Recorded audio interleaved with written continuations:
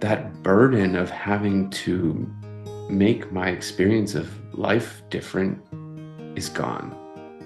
And so there comes this ease. Maeve, what I'd love to talk about today that's been coming up for me is this pattern in myself that I've noticed where I can be doing the most mundane things in my everyday life, whether that's brushing my teeth or showering or working out, cooking, just normal daily stuff. And I notice that I have a busy mind. And when I catch myself, what happens is I create this split where now I'm the observer noticing the busy mind, and I create this fight and war inside myself because it's not what I want my experience of life to be. And we've had such beautiful experiences at the Lila School where we met through different meetings and sessions and just discovering the truth of who I am and discovering that silence is here and discovering that there is love and openness already here in this moment. So when I catch myself, it's like I'm identifying as the one who's making all this noise and trying to have it be different so that I can get somewhere in the future that is more pleasant. I'm very innocently trying to get back these experiences that I've had in the past. And I wonder if this is something that you can relate to. You mean this experience of going through life, having a mental dialogue about it, discussing what's happening in a judgmental way? Yes, that one. I'm laughing because, yeah, it's familiar. Just talking to myself about anything and saying that, well, being so absorbed in the talking to myself that I don't question that it's happening. And what happens when you catch yourself? That's what I'm most curious about because that's where the pattern starts for me, where I create this split and this war within myself. Yeah, it might be a different flavor for me. For me, the pattern that's most alive here is the pattern of talking to myself, um, and the vulnerability of saying nothing, of having no commentary about anything. It's so naked and disarming that that's what I avoid. And before coming to the Leela School, my pattern was to experience a daily life, to talk to myself about it mentally, judgmentally, and then to be aware that I'm talking to myself and thinking about it, and then to use my mind to try to fix that, which 100% of the time doesn't work ever. You haven't been able to successfully fix yourself yet? Not in the way that I hope to fix myself. I'm using air quotes because it's like these things that I judge to be problems that need fixing. I've never been able to fix those. I've been able to fix all kinds of other things, but never that core judgment about commenting on what I'm doing. There has to be a form of self-rejection in that, is what I'm hearing as you speak about it. It begins with separation. And in the experience of being separate, then there's, yeah, rejection or resisting or fighting against. So in the moment of cooking or walking or brushing my teeth, in the moment where I'm in my head talking to myself, already I've experienced a divide between the one who's brushing her teeth and the one who's talking about brushing her teeth and how it's going. And that's the setup for never being complete. And I was really interested in what you were saying earlier about not being aware of how you were mad at life.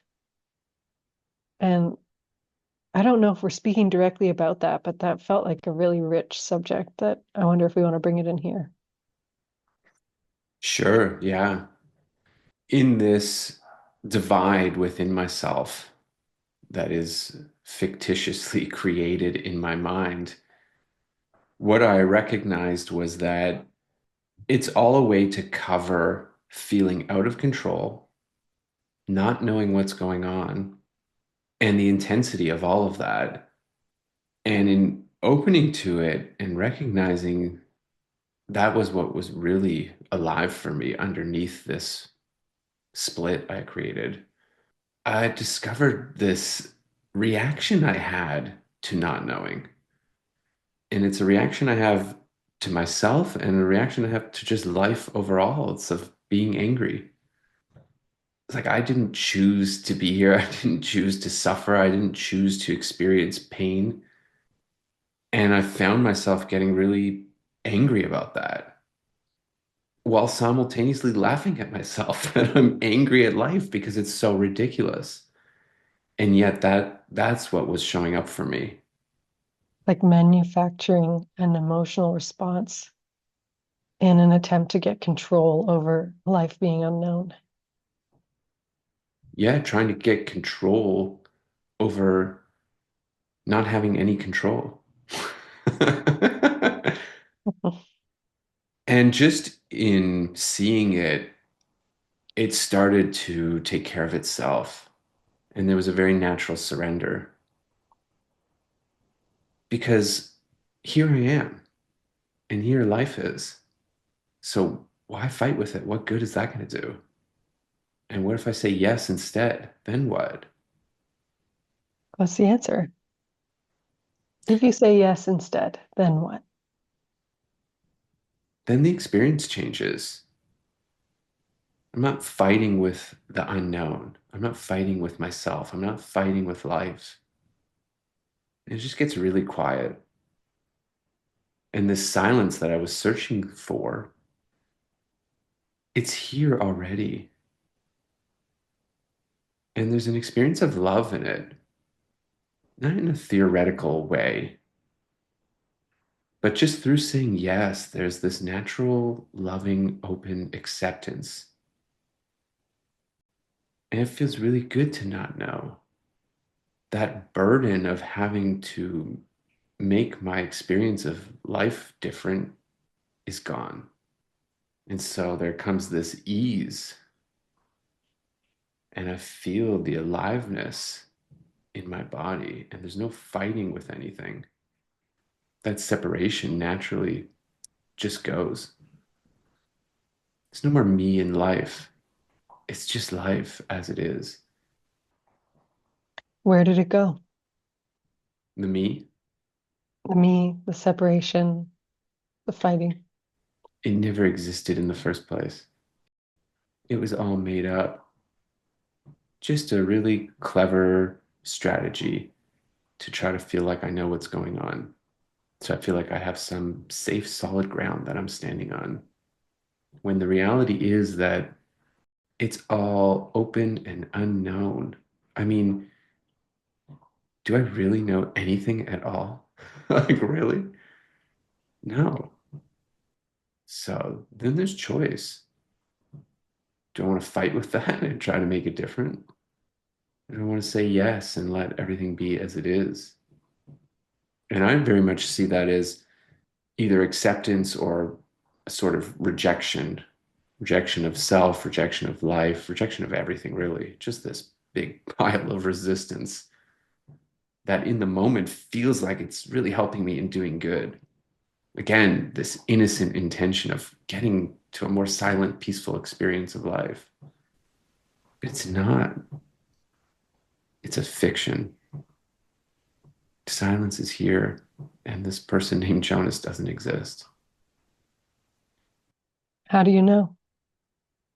Because when I'm honest and I put my attention on this person I'm calling Jonas, who's separate and has all these thoughts that he doesn't like and wants to be more silent, it stops. Silence is here. No more mental activity. How can that be? It's the result of turning attention in, back in on yourself, which is so different from remaining in that place of division and trying to sort something out.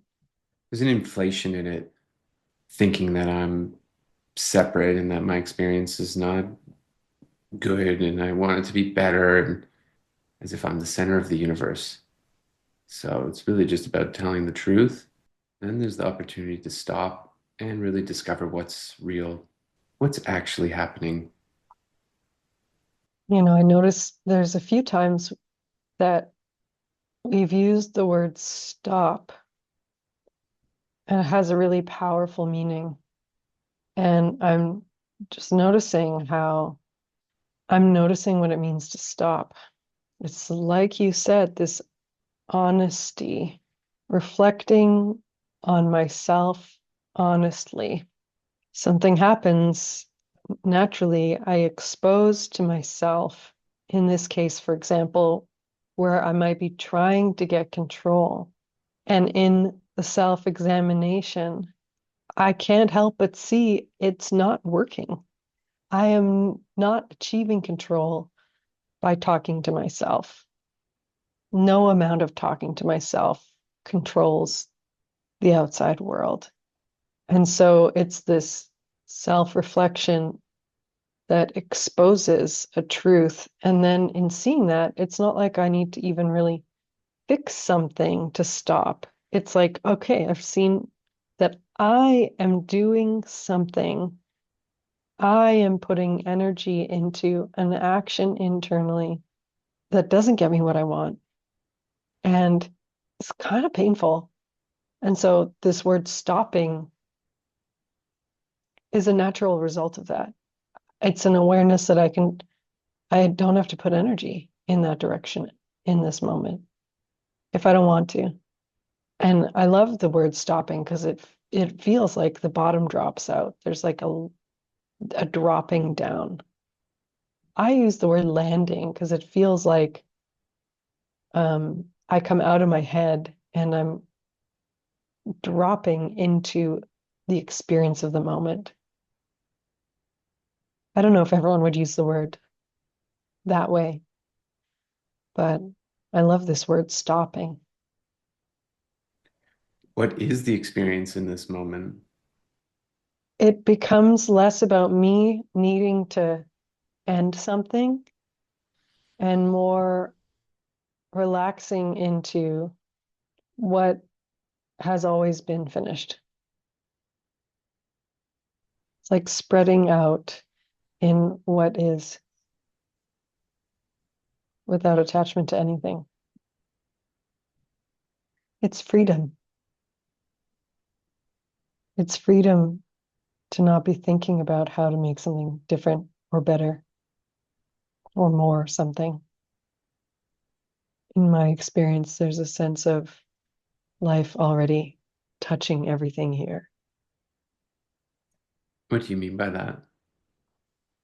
Yeah, even as I say it, I'm aware that there's a reaction of like, oh, that's a lot.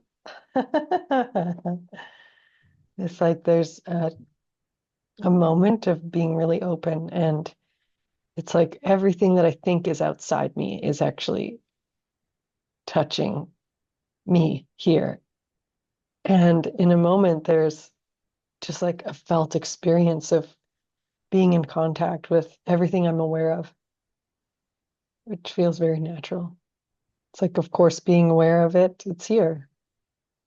And I may want to mentally put it somewhere over on the other side of the room, outside the window, but there is contact here with everything I'm aware of. And yeah, in this moment, there's also a reaction to that. It's like, oh, that's a lot. Okay.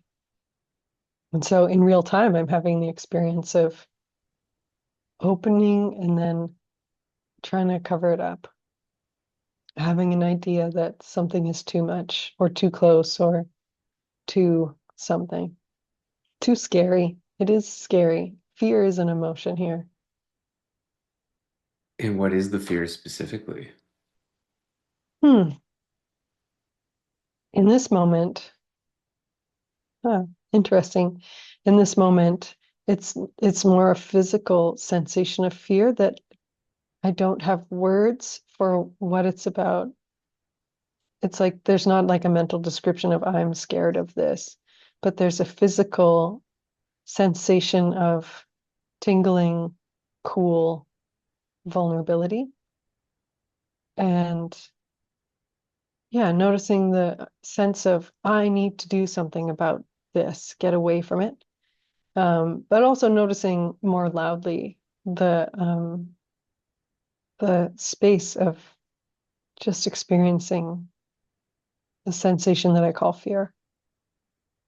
When there's no mental chatter about what the sensation is, I don't experience it as a problem. So, in other words, you're not taking it personally. Yes, yes.